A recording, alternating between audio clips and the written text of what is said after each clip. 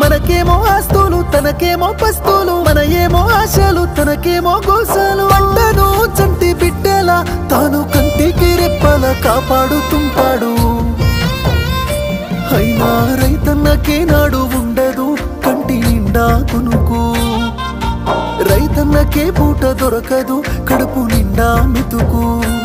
అయ్యో రైతన్నకే నాడు ఉండదు కంటి నిండా కునుకు, రైతన్నకే పూట దొరకదు కడుపు నిండా మెతుకు.